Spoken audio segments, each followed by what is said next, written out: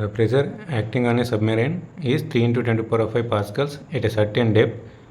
If the depth is doubled and the percentage increase in pressure acting on the submarine would be, assume atmospheric pressure is 1 into 10 to the power of 5 pascal, density of water is 10 to the power of 3 kg per meter cube and G 10 meter per second square.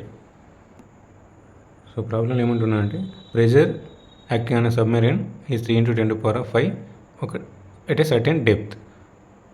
Depth అనేది ఇప్పుడు double అయినప్పుడు percentage increase in pressure ఎంత అని అడుగుతున్నాడు. So దానికోసం మనం ఏం చేస్తామంటే మనకు first of all pressure at depth P1 అనుకుంటే P1 ఈక్వల్స్ ఏం తీసుకోవచ్చు P0 plus ρgh. So that is equals ఎంత అన్నాడు ఎట్ డెప్త్ ఏదో ఒక డెప్త్ దగ్గర ప్రెషర్ వాల్యూ ఎంత ఇచ్చాడు P1 అనుకుంటే దాన్ని 3 into 10 to the power of 5 అని వచ్చింది.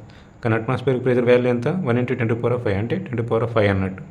సో దాని నుంచి ఇప్పుడు ఈక్వేషన్ నుంచి మనం ఓన్లీ ρgh ఈక్వేషన్ రాసుకుంటే ρgh that is equals to 3 into 10 to the power of 5 minus P0. P0 అంటే ఎంత 10 to the power of 5.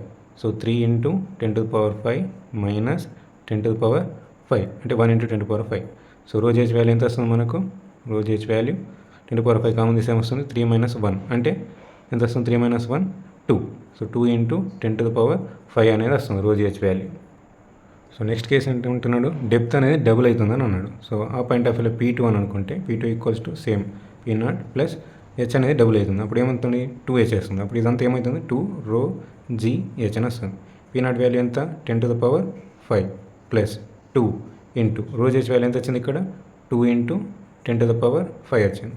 So ఫైనల్గా ఎంత వస్తుంది ఈ 10 to the power 5 ఇక్కడ 2 into 2 4 into 10 to the power 5. So 4 plus 1 ఇక్కడ కలుపుకుంటే ఏమొస్తుంది మనకు 5 into 10 to the power 5 pascal.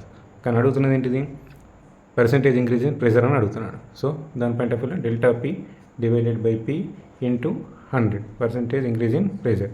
So దాన్ని ఏ విధంగా రాసుకోవచ్చు P2 minus P1 divided by P1 into 100.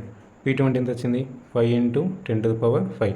P1 అంటే ఎంత 3 into 10 to the power 5 divided by P1 3 into 10 to the power 5 into 100. So 10 to the power 5 common తీసేసి ఈ కింద దాంతో cancel చేసేసుకుంటే మనకు ఫైనల్గా ఏమొస్తుంది ఇక్కడ 5 minus 3 వస్తుంది కింద 3 వస్తుంది. ఈ 10 to the power 5 అనేది క్యాన్సిల్ అయిపోతుంది into 100. 5 minus 3 2 by 3 into 100. So that is equals to 200 by 3.